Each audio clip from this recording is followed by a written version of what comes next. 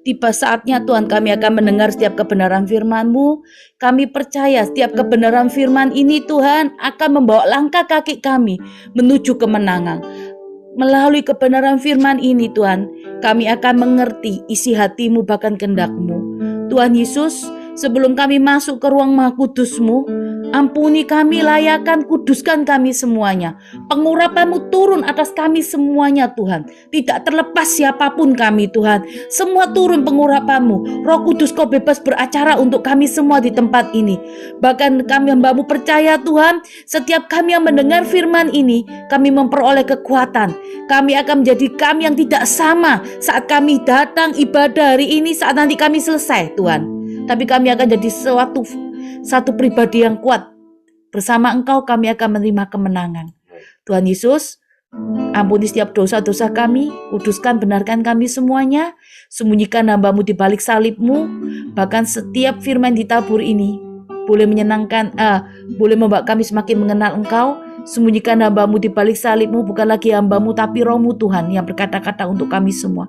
Kami siap mendengar setiap kebenaran firman-Mu. Kami percaya setiap kebenaran firman-Mu ini kami taruh dalam loh hati kami yang paling dalam. Kuduskan, layakan kami, ampuni setiap dosa-dosa kami. Bahkan saat ini juga sebentar lagi Tuhan, kami akan mendengar setiap kesaksian. Kami percaya kesaksian nanti yang disampaikan ini adalah kesaksian yang membawa nama-Mu dipermuliakan, membawa nama-Mu ditinggikan atas segala sesuatu apa yang kami alami. Bukan karena kuat gagah kami, tapi Engkau Tuhan Yesus sendiri yang membawa kami juga mengerti bahwa ada mujizat. Masih ada mujizat untuk orang-orang yang percaya terhadap Engkau. Terima kasih Tuhan. Setiap doa, ucapan syukur kami, setiap pujian penyembahan yang kami naikkan boleh menjadi dupa yang harum di hadapan-Mu. Setiap doa ini kami alaskan semua di dalam nama-Mu Tuhan Yesus. Terima kasih Tuhan Yesus. Haleluya. Amin. Shalom untuk semuanya. Terima kasih untuk saudara-saudara sekalian yang hari ini juga bisa hadir dalam ibadah Faithful Ministry. Ayo, hari ini sama-sama kita mulai belajar firman ya. Kita sama-sama mengerti apa yang menjadi kehendak Tuhan buat kita semua di tempat ini. Kita langsung buka apa yang ingin Tuhan sampaikan. Kita buka firman Tuhan hari ini ada di Kejadian 32. Kita buka dulu firman Tuhan di Kejadian 32 ayat 22 sampai 32. Ayat 22 sampai 32. Kejadian 32 ayat 22 sampai 32. Ya, saya baca dulu. Pergumulan Yakub dengan Allah. Pada malam itu, Yakub bangun dan ia membawa kedua istrinya, kedua budak perempuan, dan ke-11 anaknya, dan menyeberang ke tempat penyeberangan Sungai Yabok. Sesudah ia menyeberangkan mereka, ia menyeberangkan juga segala miliknya. Lalu tinggallah Yakub seorang diri dan seorang laki-laki bergulat dengan dia sampai fajar menyising.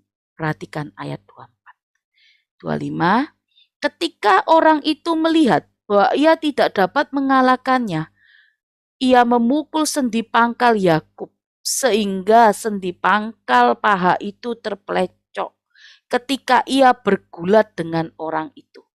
26. Lalu kata orang itu, biarkanlah aku pergi, karena fajar telah menyingsing. Saud Yakub, aku tidak akan membiarkan kau pergi, jika engkau tidak memberkati aku. Bertanyalah orang itu kepadanya, siapakah namamu? Siapakah namamu? Saudnya Yakub. Lalu kata orang itu, namamu tidaklah kan disebut lagi Yakub, tetapi Israel. Sebab engkau telah bergumul melawan Allah dan manusia, dan engkau menang. Bertanyalah Yakub, katakanlah juga namamu. Tetapi saudnya, mengapa engkau menanyakan namaku? Lalu diberkatilah Yakub di situ. Yakub menamai tempat itu. Sebab katanya, perhatikan ayat 30, aku telah melihat Allah berhadapan muka, tetapi nyawaku tertolong. Lalu tampaklah kepadanya matahari terbit. Ketika ia telah melewati Pinel, dan Yakub pincang karena pangkal pahanya.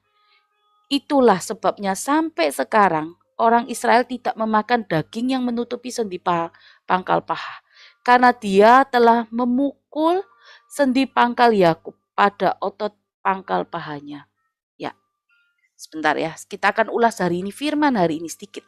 Kalau kita baca nih Kejadian 32, itu adalah kalau perikop pertama ya, Yakub takut bertemu dengan Esau. Tuhan berfirman sama Yakub, sudah waktunya dia harus kembali kemana? Ke tanah kelahiran orang tuanya. Dia harus keluar dari Laban. Dia harus kembali lagi ke tanah kelahiran orang tuanya. Tapi pada saat perjalanan menuju ke tanah kelahiran orang tuanya, Yakub harus menghadapi kembali Esau. Masa lalunya, ketakutannya. Kenapa Yakub, kita tahu saudara-saudara hari ini kenapa Yakub lari ke Laban? Karena Yakub mau dibunuh Esau. Pada saat Yakub ada di rumah orang tuanya, dia mengerjakan banyak sekali. Kalau saya mau katakan hal yang tidak baik terhadap Esau, dia mengambil hak kesulungan Esau. Bahkan dia mencuri juga berkat ayahnya Iska yang seharusnya diberikan juga pada Esau anak sulung. Tapi Tuhan Yakub mengambilnya. Kalau saya mau katakan.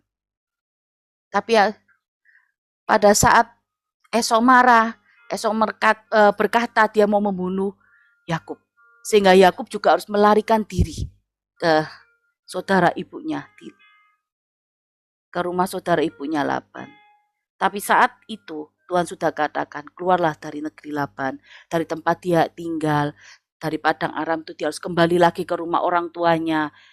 Ya, jalan ke rumah orang tuanya kembali. Pada saat dia dari perjalanan ya saudara ya, dari perjalanan ke rumah orang tuanya, dia harus bertemu dengan Esau. Ayo, sama-sama kita belajar hari ini. Sama-sama kita belajar. Saat sebelum Yakub bertemu dengan Esau, perjalanannya santai. Tapi begitu tiba-tiba di depan ada Esau, Yakub mulai berpikir aneh-aneh. Yakub mulai punya perasaan takut menghadapi Esau, saudara. Yakub mengerjakan segala sesuatunya mengandalkan kekuatannya. Apa yang dia lakukan di Kejadian 32 itu? Yakub melakukan apa? Yakub mengatur persembahan yang besar. Kalau saudara baca di Kejadian 32, Yakub mengatur memberikan persembahan yang besar pada Esau. Jadi dia mulai mengatur, memberikan persembahan supaya hati Esau ini luluh, supaya Esau ini tidak membunuh dia. Bahkan dia juga mengatur setiap orang-orang yang dia bawa itu menjadi 2 pasukan. Dan Yakub ada di belakang sendiri. Supaya apa? Yakub berpikir, seandainya Esau menyerang dia, pasukan yang pertama terbunuh, masih ada pasukan kedua. Dan dia masih punya kesempatan untuk melarikan diri dari Esau. Bahkan apa yang dikatakan di Kejadian 32 ayat 9. Yakub katakan ayat 9, berkatalah Yakub, ya Allah nenekku Abraham dan Allah ayahku Iska, ya Tuhan yang telah berfirman padaku, pulanglah ke negerimu serta sanak saudaramu, aku akan berbuat baik kepadamu. Sekali-sekali aku tidak layak untuk menerima segala kasih dan kesetiaan yang kau tunjukkan pada hambamu ini. Sebab aku membawa tongkatku pada waktu aku menyeberang sungai Yordan. Tetapi sekarang telah menjadi 2 pasukan. Dia takut, dia berteriak sama Tuhan. Lepaskan kiranya ayat 11. Aku dari tangan kakakku, dari tangan Esau, sebab aku takut kepadanya. Jangan-jangan ia datang membunuh aku, juga ibu anak-anakku. Bukankah engkau ayat 12 yang telah berfirman, tentu aku akan berbuat baik kepadamu dan menjadikan keturunanmu sebagai pasir di laut, yang karena banyaknya tidak dapat dihitung. Saudara, di saat ketakutan itu, Yakub berbicara sama Tuhan. Yakub masih mengatakan dia mengingat setiap janji Tuhan. Tapi dia juga punya ketakutan, saudara. Sehingga apa yang terjadi? Pada saat dia punya ketakutan yang luar biasa, Yakub gak bisa menguasai dirinya. Yakub mengandalkan apa yang ada padanya. Mengandalkan dia mengatur segala persembahan yang besar untuk Esau. Dia mengatur orang-orang yang ada di depannya, mengatur pasukan-pasukan menjadi 2 pasukan. Dia mengandalkan apa yang ada padanya. Tapi apa yang terjadi di ayat 22? Dengan perikop pergumulan Yakub dengan Allah. Ini hari ini yang kita bahas. Pada hari itu Yakub menyeberang bangun, dan ia membawa kedua istrinya, kedua budak perempuan dan ke-11 anaknya menyeberang ke tempat penyeberangan sungai Yabok. Terus dia tinggal sendiri di situ. Ternaknya ikut semua menyeberang, hanya dia tinggal sendiri di situ. Dia tinggal sendiri di situ. Pada saat dia tinggallah Yakub seorang diri, ayat 24, ternyata ada seorang lelaki yang juga bergulat dengan Yakub ini sampai fajar menyingsing. Kalau saya mau katakan, siapa ya seorang laki ini yang bergulat dengan Yakub sehingga fajar menyingsing? Kalau saudara membaca dari judulnya Allah, berarti kalau saya mau katakan Tuhan yang menyatakan diri terhadap Yakub melalui apa? Melalui wujud seorang laki-laki. Kenapa kok sampai Tuhan ini menyatakan diri kepada Yakub? Akhirnya Tuhan turun tangan menemui Yakub. Kenapa? Tuhan ingin menggenapi janjinya terhadap Yakub. Tuhan tidak mau Yakub punya ketakutan. Karena hal apa yang terjadi perjumpaan Yakub perjumpaan Yakub untuk bertemu dengan Esau, itu juga Tuhan pegang kendali saudara hari ini. Saya mau katakan, Tuhan menyatakan dirinya melalui wujud laki-laki. Dia bergulat dengan Yakub dari malam sampai fajar menyingsing lagi. Satu hari itu. Sebegitu rindunya Tuhan ingin memberkati kita hari ini, saudara. Ini yang saya mau katakan. Sehingga Tuhan harus menyatakan diri melalui wujud laki-laki, menemui Yakub sendiri. Hari ini juga saya mau katakan, Tuhan juga mau katakan buat kita, hari ini setiap firman yang Tuhan berikan buat kita, Tuhan mau kita masuk pada perkenanannya, pada janji-janjinya. Karena apa? Karena ketakutan tidak membawa kita melihat kemenangan. Karena ketakutan tidak melihat kita, akhirnya apa? Melihat segala janji Tuhan yang bisa terjadi atas kehidupan kita hari ini. Saudara, kegagalan, kalau hari ini saya mau katakan, segala sesuatu yang menggagalkan rencana Tuhan itu bukan Tuhan yang menggagalkan, tapi kita sendiri yang menggagalkan. Melalui apa? Ketakutan kita. Mungkin saat itu Yakub terlintas pikirannya untuk sendirian aja Mungkin dia mau menenangkan diri. Bagaimana dengan Esau? Apa yang harus dia kerjakan lagi? Dia mau mengandalkan kekuatannya. Tapi Tuhan tidak mau Yakub memakai pikirannya dan segala sesuatunya. Apa yang difirmankan Tuhan, apa yang Yakub sudah dengar melalui firman yang hidup itu, Tuhan pasti genapi. Akhirnya Tuhan juga menyatakan diri menemui Yakub, bergulat dengan Yakub. Pada saat terjadilah pergulatan itu, sampai fajar menyingsing. Apa yang terjadi kalau kita baca di ayat Kejadian 33? Yakub ada kekuatan. Yakub menjadi manusia yang lahir baru. Bukan lagi melihat masalahnya, tapi Yakub jadi fokus dengan Tuhan. Rencana Tuhan indah buat Yakub. Ayo, firman hari ini saya akan berikan judul mengatasi ketakutan bersama Tuhan. Seringkali saudara, kita ini saat mengatasi ketakutan bersama Tuhan, kita merasa kita ini sendirian. Padahal Tuhan ini ada loh sama kita. Padahal Tuhan ini jalan di sebelah kita. Tuhan ada di hadapan kita. Dimanapun kita berada, Tuhan bersama kita. Mengatasi ketakutan bersama Tuhan, kalau saya mau katakan artinya sebagai orang beriman atau orang percaya kepada Tuhan. Bukan hanya cuma mengakui dengan lidah loh saudara.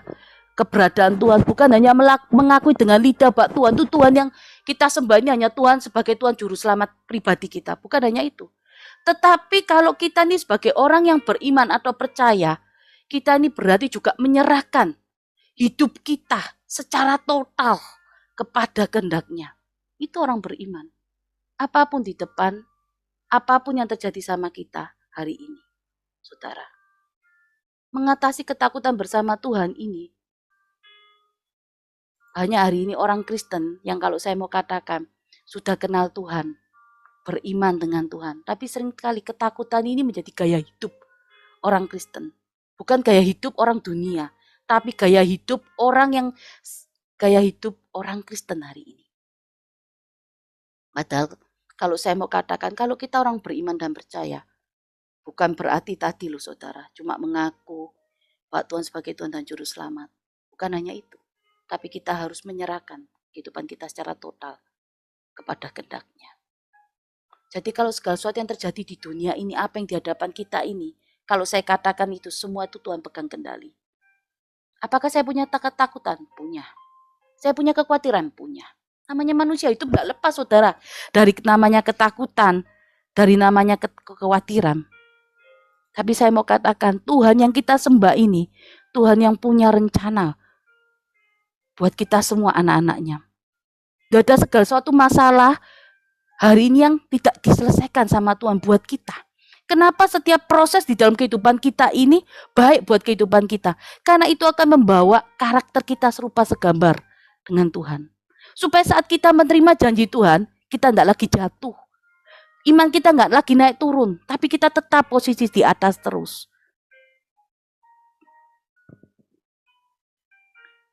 Saya mau katakan, Tuhan punya rencana bagi kehidupan orang-orang yang berserah padanya. Itu pasti saudara. Karena Tuhan, kalau saya mau berkata, berkuasa sekali loh Tuhan yang kita sembah hari ini. Menyelesaikan setiap masalah yang terjadi di dalam kehidupan kita ini. Ayo, kalau kita ini sebagai orang yang percaya, beriman, berarti kita ini harus menjadi seorang yang mampu mengendalikan ketakutan kita. Sudah tidak perlu lagi mengingat-ingat segala sesuatu yang tidak baik, masa lalu yang tidak baik. Bahkan mungkin mengingat segala sesuatu yang membuat kita takut, mungkin segala apa yang kita alami hari-hari ini. Nggak perlu saudara. Tapi kita harus punya iman yang besar, percaya yang lebih besar daripada ketakutan kita. Ayo, jangan kita menjadi seperti manusia dunia. Jangan gaya hidup, ketakutan ini menjadi gaya hidup kita. Tapi gaya hidup kita ini harus gaya hidup seperti orang yang percaya Pak Tuhan pegang kendali. Gak ada sesuatu yang menimpa kita. Kalau hari ini kita sudah betul-betul mengerjakan bagian kita, hari ini kita sudah mengerjakan apa yang menjadi kehendak Tuhan. Rancangan Tuhan itu bukan rancangan yang kecelakaan. Tapi rancangan Tuhan itu adalah rancangan damai sejahtera buat kita semuanya. Kalau saya mau katakan gini saudara, di dalam kehidupan kita nih, mungkin saya juga ada prakteknya. Mungkin kita mudah ya bicara teori, tapi prakteknya ketakutan kita menghadapi segala sesuatu itu lebih besar. Daripada apa saudara? Daripada takut akan Tuhannya. Karena kenapa kok takut akan Tuhan ini lebih kecil daripada ketakutan kita sama dunia, keadaan itu lebih besar. Karena apa? Karena kita lebih sering kompromi dengan dunia. Jadi roh takut akan Tuhan kita ini kecil. Persentasinya kecil dalam kehidupan kita. Tapi kalau ketakutan akan keadaan kita, persentasinya pasti besar. Ayo, kita tidak boleh jadi seperti orang dunia. Jangan roh takut akan Tuhannya ini lebih kecil, saudara. Tapi hari ini kalau saudara punya roh takut akan Tuhan, saudara mengerjakan apa menjadi kehendak Tuhan, saudara mengerjakan firman-Nya, mengalami keintiman, hari ini saudara akan melihat kemenangan demi kemenangan. Saya mau katakan saudara, hari ini kalau saudara punya jam keintiman bersama Tuhan, saya katakan, jamnya luar biasa, setiap jam berdoa, 2 jam sekali berdoa. Atau saya mau katakan, saudara bergaul intim, seperti bergaul intim mungkin seperti anak setiap jam ketemu Tuhan dan bertanya segala macam hal. Tapi itu tidak cukup saudara. Tidak cukup kalau kita tidak mengerjakan apa yang menjadi kehendak Tuhan hari ini. Saudara mengalami Tuhan yang hidup, tapi saudara tidak melakukan apa yang menjadi perintahnya hari ini. Itu tidak cukup untuk kita masuk dalam perkenanan. Tuhan katakan bersukacita, tapi saudara tidak mengerjakan bersukacita. Jangan takut, tapi saudara masih dikuasai takut. Di mana iman saudara? Di mana hari ini saudara? Kalau saudara mengaku bahwa dia Tuhan dan Juru Selamat, Pak, saudara mengaku dia adalah Juru Selamat pribadi saudara. Tapi kalau hari ini saudara masih punya ketakutan, bagaimana saudara? Bagaimana saudara mau berjalan dengan setiap kemenangan demi kemenangan? Melihat kemenangan demi kemenangan. Ayo, pada saat kita ketakutan, pada saat kita melihat segala masalah kita, masalah itu tidak akan pernah selesai. Satu caranya, kita harus mengatasi bersama ketakutan kita ini bersama Tuhan. Apa yang ada di depan setiap permasalahan kita alami itu, percayalah, Tuhan pegang kendali untuk segala sesuatunya. Jangan, kalau saya mau katakan sekali lagi, jangan ketakutan itu menjadi gaya hidup kita. Gaya hidup orang beriman atau percaya. Tapi hari ini, kita mau memiliki gaya hidup yang sehat. Gaya hidup yang gak perlu khawatir dengan segala sesuatunya. Sukacita saja, mengucap syukur saja.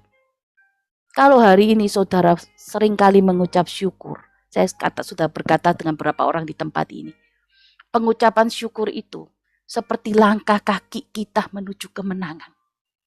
Pengucapan syukur itu juga sebagai korban bakaran dupa yang harum di hadapan Tuhan. Pengucapan syukur itu juga sanggup membuka pintu-pintu yang tertutup hari ini, saudara. Tapi kita nggak pernah sadar.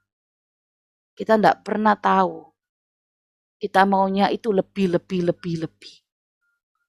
Padahal apa yang Tuhan berikan hari ini, kalau saya mau katakan ya saudara, itu lebih dari cukup. Tuhan tahu yang terbaik. Kalau kita diberikan terlalu berlebihan itu juga tidak baik. Tapi yang cukup, apa yang kita butuhkan hari ini, itu yang baik menurut Tuhan. Ayo, saudara, saya katakan, keadaan dunia nggak pasti, segala sesuatunya nggak pasti. Apakah kita takut itu wajar? Wajar. Tapi jangan berlebihan. Itu kalau berlebihan, dosisnya masuk dalam pikiran kita, itu akan menyebabkan penyakit nanti buat kita semua di tempat ini. Tapi sukacita, damai sejahtera, itu yang harus kita masukkan di dalam pikiran kita lebih banyak dosisnya. Karena itu akan membawa kita melihat kemenangan demi kemenangan. Gaya hidup kita harus gaya hidup yang sehat sesuai dengan standar firman. Segala sesuatu yang masuk di dalam tubuh kita ini, kandungan vitaminnya harus sesuai dengan standarnya firman Tuhan. Karena segala sesuatu yang standarnya sesuai dengan dunia yang masuk dalam tubuh kita akan merusak organ tubuh kita semua hari ini. Pikiran kita, cara pandang kita, hati kita, respon hati kita, semuanya akan rusak. Gara-gara cara dunia yang masuk dalam tubuh kita. Hari ini standar kita yang harus masuk dalam tubuh kita adalah standarnya firman. Ayo. Jangan hanya, wah, aku orang beriman, aku percaya Tuhan Yesus, tapi begitu menghadapi gelombang badai di depan, apa yang terjadi? Saudara takut. Padahal saya mau katakan, beriman itu juga harus menyerahkan segala kehidupan kita loh. Seluruh kehidupan kita pada kehendaknya. Itu saudara. Ayo, kita akan masuk poin, bagaimana cara mengatasi ketakutan bersama Tuhan. Tuhan ada di samping kita saudara hari ini. Tuhan ada di depan kita. Bahkan Tuhan ada di mana kita berada. Ya, apa yang harus kita kerjakan? Supaya kita tahu ini. Menghadapi ketakutan, kita ada Tuhan. Apa yang harus kita kerjakan? Pertama, fokus pada rencana Tuhan di dalam kehidupan kita, dalam hidup kita. Saudara, kita semua dipanggil, kita semua dipilih oleh Tuhan. Saya percaya ada rencana, ada maksud Tuhan atas kehidupan kita. Kita ini orang-orang pilihan loh. Kita dipanggil, kita merespon loh saudara. Kalau saya mau katakan begini, hari ini ibadah faithful, saudara bisa memilih kok nggak ikut ibadah ini. Benar ya saudara? Saudara punya kehendak bebas untuk nggak memilih. Tapi saudara tetap memilih untuk hadir, duduk tenang, mendengarkan apa yang firman katakan. Berarti saudara dipanggil. Bahkan saudara dipilih, berarti Tuhan punya rencana atas kehidupan saudara. Bukan saya yang menggerakkan saudara, tapi Tuhan yang menggerakkan hati saudara. Berarti saudara ini berarti di hadapan Tuhan. Sama, Yakub juga sama berartinya di hadapan Tuhan. Karena dia bapak 12 Israel. Dia bapak dari segala keturunan Israel. Orang-orang pilihan. Sehingga Tuhan harus menjelmakan dirinya menjadi seorang lelaki. Dia harus menemui Daud secara pribadi, Yakub secara pribadi. Supaya apa? Supaya ketakutan Yakub ini boleh reda. Dia bergulat dengan seorang laki itu dari malam sampai fajar menyingsing. Ada kekuatan yang Tuhan berikan. Kalau kita fokus dengan rencana Tuhan, ada kekuatan yang Tuhan berikan hari ini. Gak mungkin saudara, kita semua ini Tuhan nggak punya rencana atas kehidupan kita, Tuhan pasti punya rencana atas kehidupan kita.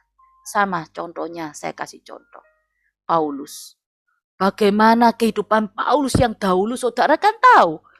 Dia membunuh orang-orang yang mengaku dengan lidahnya Tuhan Yesus sebagai Mesias. Dia memenjarakan setiap orang yang mengaku Tuhan sebagai Mesias. Apakah Paulus itu pada saat terima Tuhan Yesus, mengalami Tuhan Yesus, terus hidupnya berubah jadi menyembah Tuhan Yesus, setia mengerjakan firman Tuhan? Apakah dia tidak menghadapi tantangan, saudara? Apa dia nggak menghadapi cobaan? Dia menghadapi cobaan, saudara. Dia mau dibunuh oleh bangsanya sendiri. Dia harus dipenjarakan, dia harus mengalami yang namanya di kapal karam. Dia hampir mati, dibunuh dan segala sesuatunya. Dia orang yang setia loh, saudara, terhadap Tuhan. Dia mengerjakan penginjilan. Apa yang Tuhan katakan? Aku memilih dia untuk bangsa-bangsa yang lain. Tidak ada satupun, siapapun yang bisa menjamah nyawa Paulus kalau tugas Paulus belum selesai di dunia. Tidak ada satupun. Karena Tuhan pegang kendali atas nyawa Paulus. Tuhan pegang kendali. Tuhan yang pegang nyawanya Paulus. Tuhan punya kehendak. Manusia tidak bisa berbuat apa-apa, saudara. Tapi Tuhan lebih. Hari ini kalau saudara punya ketakutan, apa kalau hari ini takut terus masalah kita boleh selesai, saudara? Tidak, saudara.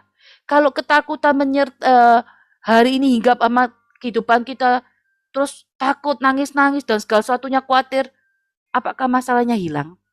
Kan tidak, saudara. Masalah itu tetap ada.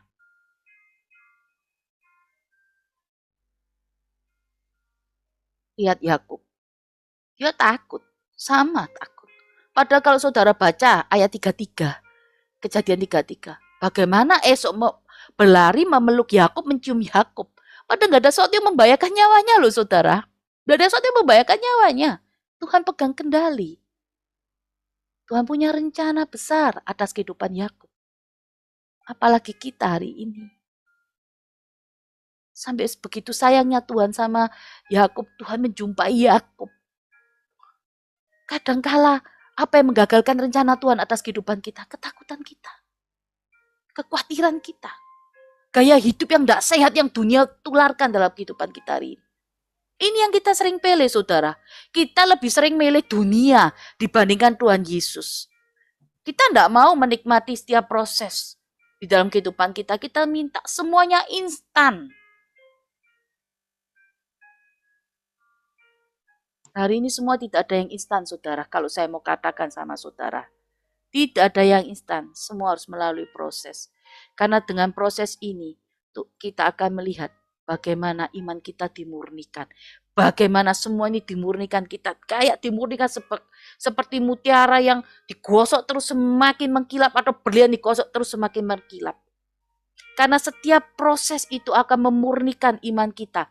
Membuat iman kita ini akhirnya kuat di tengah badai. Apapun kehidupan kita, apapun yang kita hadapi. Fokus kita harus sama rencana Tuhan hari ini.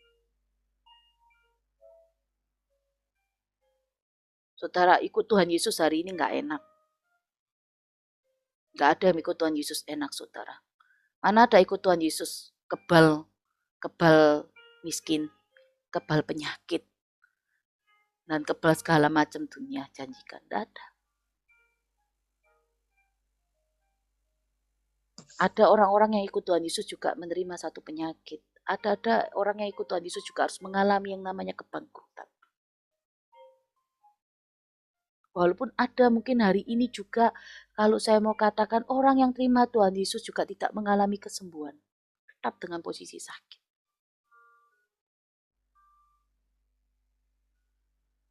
Tapi setiap hari, kalau saya mau katakan, kalau hari ini saudara mau terima Tuhan Yesus, sudah percaya sepenuhnya dengan Tuhan Yesus, percayalah bahwa rancangannya itu rancangan damai sejahtera, bukan rancangan kecelakaan. Kita akan melihat kemenangan demi kemenangan. Ayo saudara, jangan sampai hari ini adalah tahun perkenanan, tapi kita nggak terima perkenanan Tuhan. Jangan sampai ini tahun perkenanan, tapi kita tidak melihat janji-janjinya. Kita harus masuk dalam tahun perkenanan. Kalau saudara ikut di awal tahun ini ibadah faithful, saudara lihat mungkin di YouTube.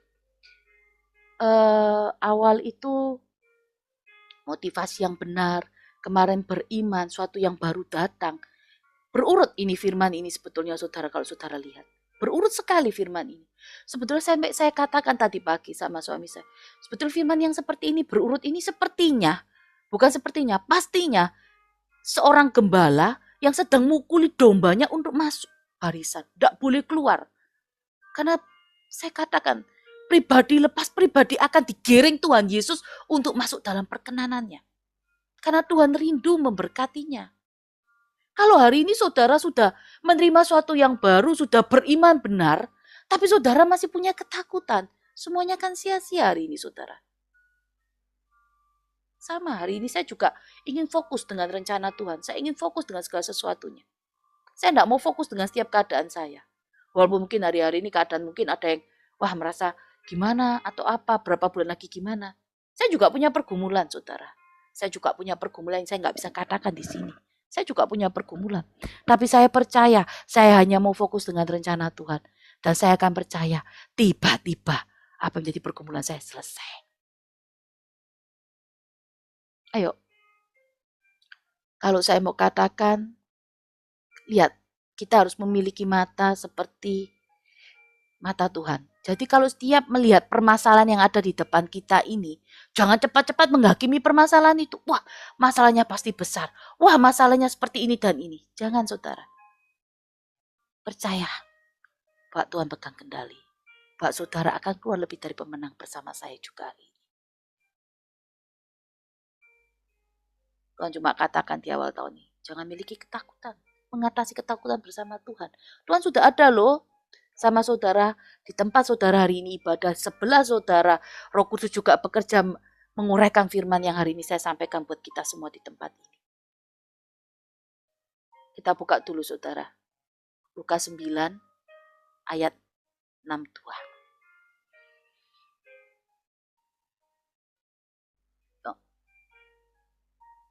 Kenapa kau harus fokus dengan rencana Tuhan? Kita buka. Tetapi Yesus berkata, setiap orang yang siap untuk membajak, tetapi menoleh ke belakang, tidak layak untuk kerajaan Allah. Kalau hari ini saudara mau terima berkat Tuhan, saudara mau menerima apa yang namanya perkenanan, saudara tidak perlu lagi melihat ke belakang. Setiap permasalahan apa yang kita hadapi, ketakutan yang membuat kita akhirnya berhenti dalam setiap pertandingan kehidupan kita. Saya mau katakan, hari ini tinggalkan semuanya. Ayo, jangan lagi menoleh ke belakang. Mungkin hari ini kita punya ketakutan akan masa lalu. Mungkin hari ini kita punya ketakutan akan masa depan kita bagaimana. Tapi kalau orang siap untuk membajak, siap dengan segala sesuatu yang baru, tidak perlu menoleh ke belakang. Tuhan katakan. Tuhan yang melayakan kita. Tuhan yang akan membawa kita menikmati setiap berkat. Saudara, saya mau katakan begini. Cinta Tuhan terhadap kita itu cinta yang tak bersyarat. Cinta yang menerima apa adanya kita. Apapun masa lalu kita.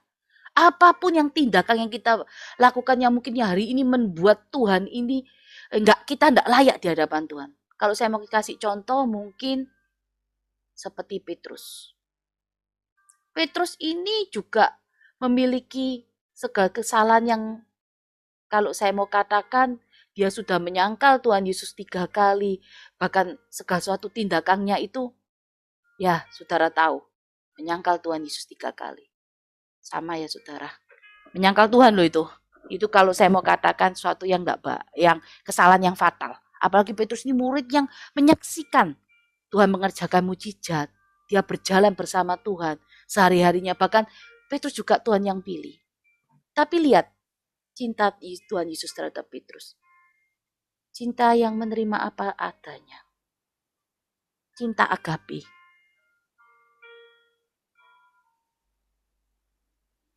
Saudara, Tuhan tidak perlu masa lalu kita.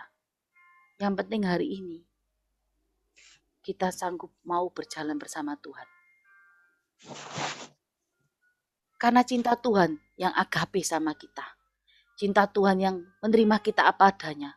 Cara pandang Tuhan itu memandang kita bukan memandang seperti orang yang berdosa.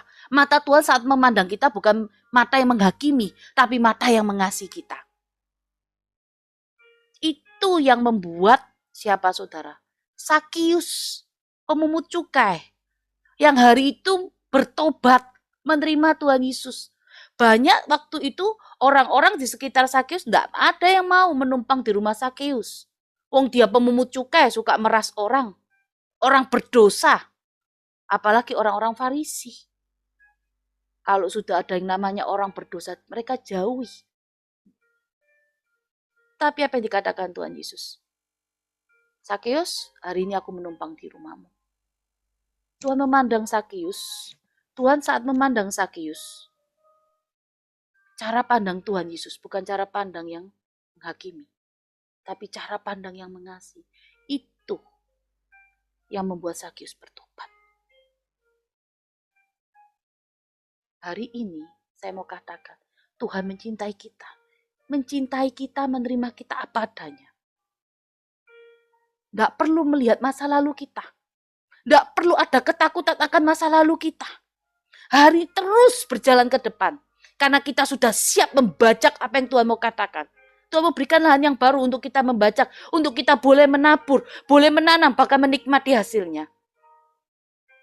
Kalau hari ini kita masih melihat mungkin ketakutan di masa lalu, ketakutan masa depan, kita tidak layak untuk ikut kerajaan Allah, kerajaan surga. Karena Tuhan tidak pernah datang memberikan ketakutan, saudara. Tuhan datang itu memberikan damai sejahtera. Ketakutan itu hanya diberikan oleh iblis, diberikan oleh dunia. Hari ini, saya mau katakan, ketakutan adalah momok ya, setan yang paling besar di dalam kehidupan kekristenan kita.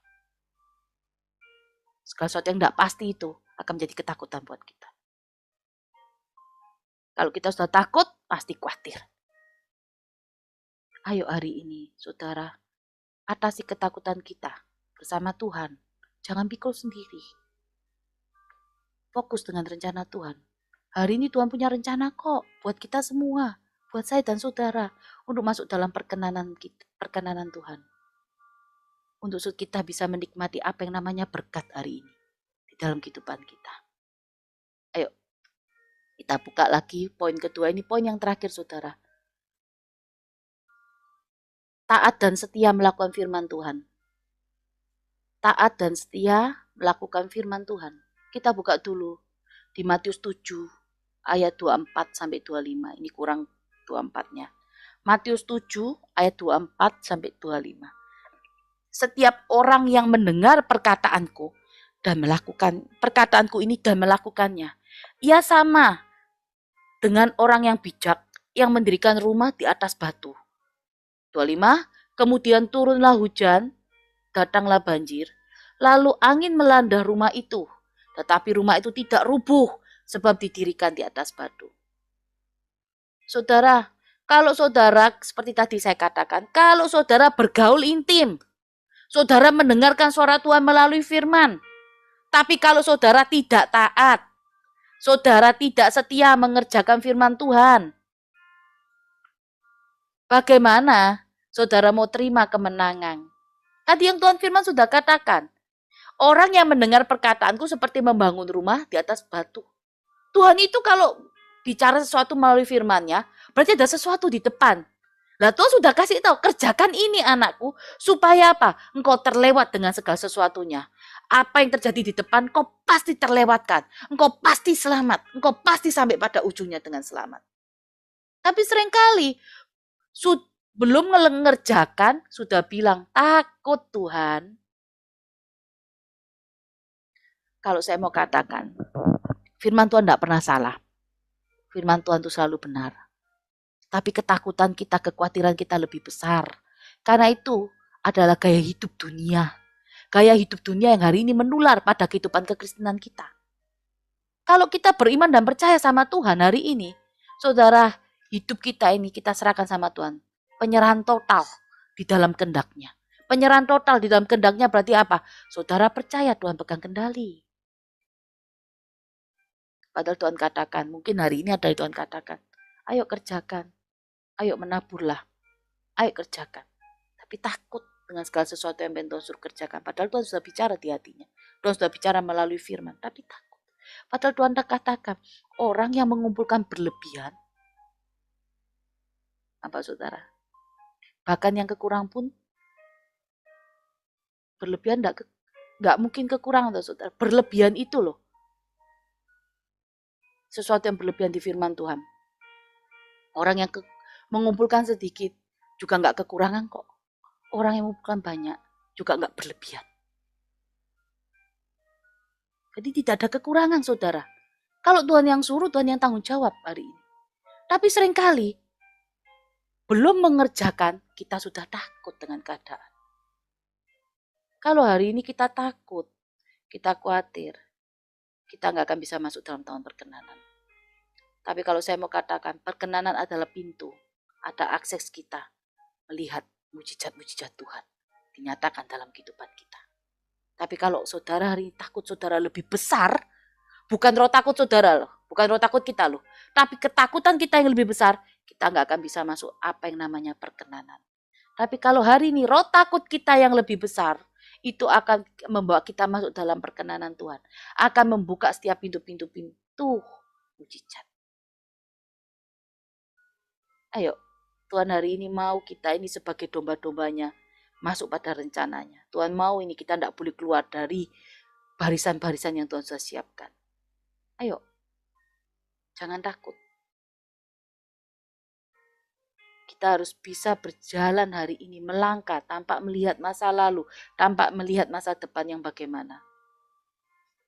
Beberapa hari ini saya kalau mau katakan, saya mendengar banyak nih ya, beberapa orang, bukan banyak ya, berapa orang yang kesaksian, ada yang sudah mulai masuk dalam perkenanan Tuhan, ada yang banyak doa-doanya sudah mulai dijawab Tuhan.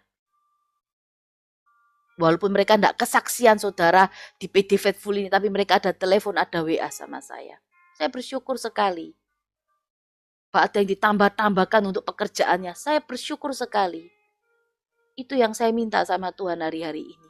Supaya apa? Bukan saya aja yang, seandainya visi misi yang saya dapat bukan hanya buat saya dan pekerja, tapi buat kita semua di tempat ini. Karena saya percaya jeripaya kita, persekutuan kita dengan Tuhan tidak pernah sia-sia saudara. Ayo saudara, saya mau katakan sekali lagi. Kalau hari ini saudara mengalami Tuhan yang hidup, bergaul intim dengan Tuhan, itu tidak cukup loh. Itu tidak cukup kalau kita tidak taat dan setia melakukan firman-Nya. Tidak ada gunanya. Saya juga mau katakan saudara hari ini beriman sama Tuhan, percaya sepenuhnya sama Tuhan. Tapi kalau saudara tidak melangkah, iman yang mati sama aja. Saudara nggak akan bisa melihat kemenangan. Ayo, ubah cara pandang kita hari ini. Fokus dengan rencana Tuhan. Karena Tuhan punya rencana atas kehidupan kita. Ayo, taat dan setia melakukan firman Tuhan.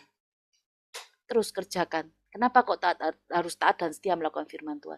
Pada saat kita taat dan setia mengerjakan firman Tuhan, akan ada kekuatan yang Tuhan berikan buat kita. Saat kita mengalami perjumpaan dengan Tuhan, sebetulnya saya mau katakan, saat kita mengalami perjumpaan dengan Tuhan, kita akan menjadi seorang yang mempunyai kekuatan yang baru. Karena menghadapi perjumpaan dengan Tuhan. Kalau saudara baca tadi di Yakub, apa yang dikatakan Yakub tadi? Ayat 30. Aku telah melihat Allah berhadapan muka, tetapi nyawaku tertolong. Berarti ada kekuatan yang baru yang Tuhan berikan. Kekuatan yang baru yang Tuhan berikan itu membuat Yakub mampu berjalan, mampu menghadapi Esau. Kalau hari ini saudara mengalami yang namanya intim, mengalami yang namanya mendengar suara Tuhan, tapi hari ini kehidupan saudara loyo, takut, khawatirnya lebih besar, berarti saya mau katakan, percuma itu semua saudara kalau saudara mengalami itu tapi saudara tidak mengerjakan firman Tuhan. Kalau orang mengalami Tuhan, dia akan punya kekuatan yang baru setiap hari. Karena berkat Tuhan selalu baru setiap pagi, setiap hari. Buat kita semua anak-anaknya yang taat dan setia melakukan firman Tuhan. Ayo saudara, jangan jadi seorang yang yang bebal, tegar tengkuk, mengalami Tuhan, tapi tidak mengerjakan firman-Nya.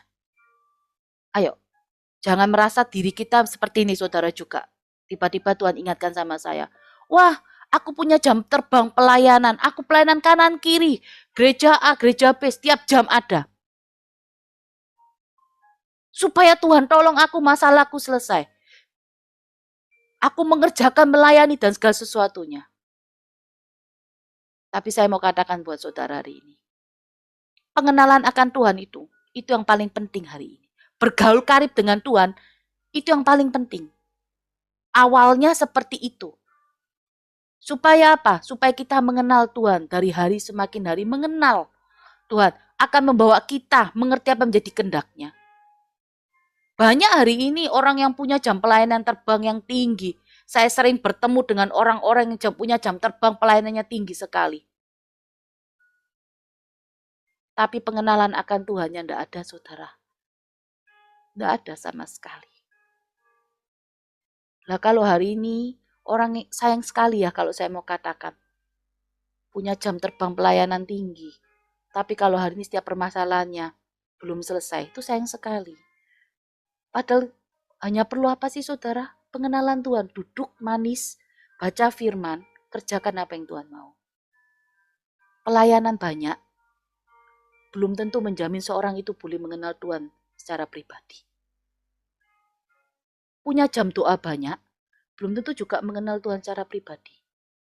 Saya juga mengalami melayani seseorang, dia punya jam doa yang luar biasa, saudara. Setiap berapa jam berdoa sama Tuhan. Baca firman, baca saudara. Tapi nggak ngerti sama sekali Tuhan bicaranya di ayat mana. Nggak ngerti sama sekali.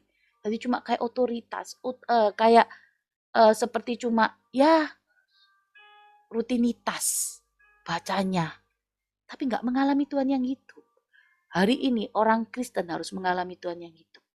Supaya apa? Kalau saudara mengalami Tuhan yang gitu, terus mengerjakan firman-Nya, saudara bersama saya akan menerima kemenangan. Jangan berpikir saudara, hari ini aku sudah pelayanan, aku sudah kanan kiri mengerjakan apa yang Tuhan mau. Belum tentu pelayanan kita menjadi dupa yang harum di hadapan Tuhan. Mana tahu pelayanan kita ini cuma pelarian kita dari masalah, kekosongan hati kita hari ini.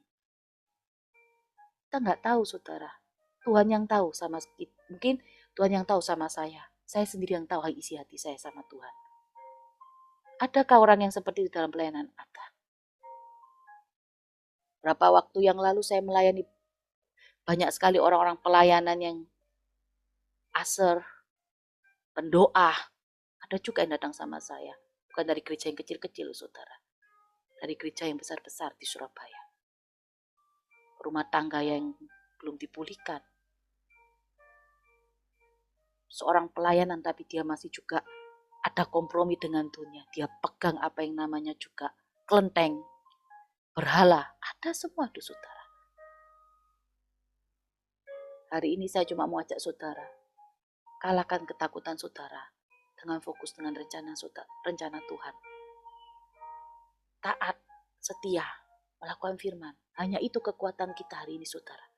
Tidak ada jalan instan. Hanya itu kekuatan kita. Kalau hari ini ada sesuatu yang hari ini membuat saudara takut, bangkit hadapi. Walaupun itu bagi kita, bagi saya mungkin itu sebuah tembok yang besar. Yang tidak mungkin saya bisa hancurkan saudara. Tapi ingatlah, kita cukup mengerjakan bagian kita, bangkit dan hadapi. Kita tidak tahu tiba-tiba tembok itu hancur. Sama seperti tembok Yeriko. Saudara tahu kan? Saudara pernah baca tembok Yeriko?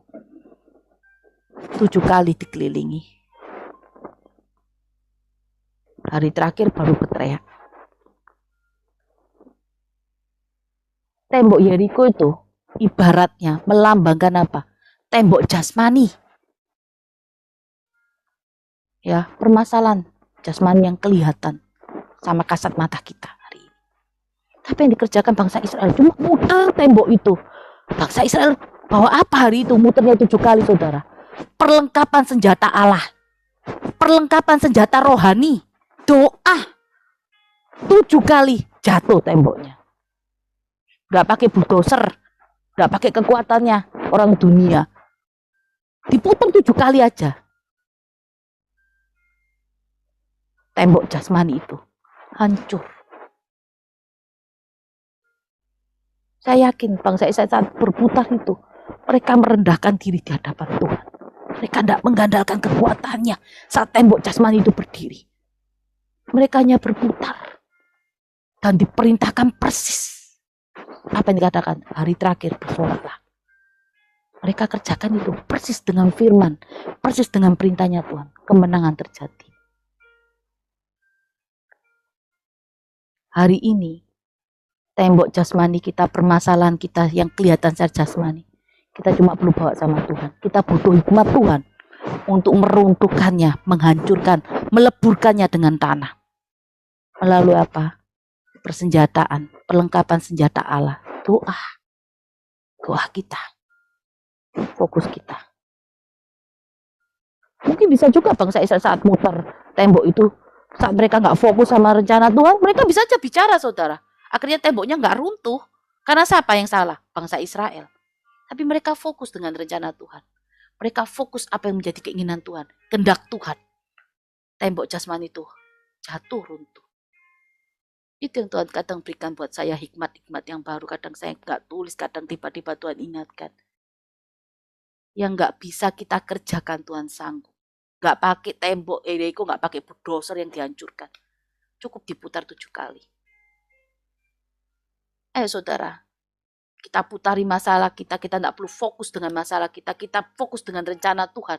Dengan melalui kita hadapi setiap permasalahan kita hadapi ketakutan kita dengan berdoa, dengan datang sama Tuhan, rencana Tuhan, fokus dengan rencana Tuhan. Bahkan datang, taat mengerjakan firman. Segala sesuatu apa yang hari menjadi ketakutan kita pasti hancur, lebur di hadapan kita. Kita pasti keluar lebih dari pemenang. Ayo kita sama-sama berdoa. Tuhan, kami percaya Engkau Allah yang mengasihi kami. Engkau Allah yang tak pernah meninggalkan kami. Hari ini kami mau mengatasi ketakutan kami, Tuhan. Bawa kami masuk dalam perkenanan-Mu. Bawa kami masuk, Tuhan. Untuk kami menikmati setiap janji-Mu. Kami tidak mau punya gaya hidup seperti dunia.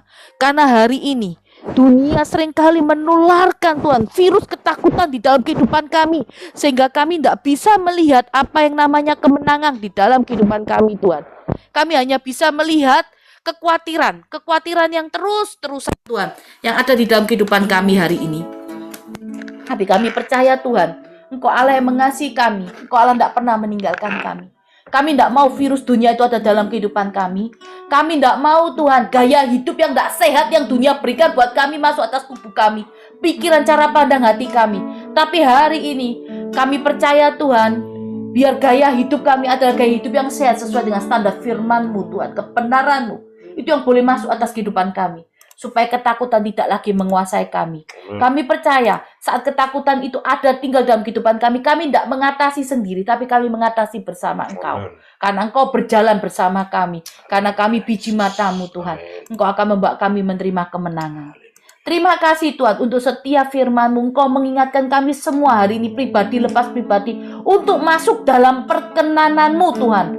Bahwa ketakutan ini tidak akan menggagalkan rencana-Mu. Bahwa rencana-Mu akan membawa kami masuk dalam perkenanan-Mu. Karena melalui perkenanan-Mu ini, kami akan melihat setiap pintu-pintu mujizat dibuka buat kami semua di tempat ini. Terima kasih, Tuhan, untuk setiap firman-Mu, setiap doa kami, ucapan syukur kami alaskan dalam nama-Mu, Tuhan Yesus. Haleluya. Amin.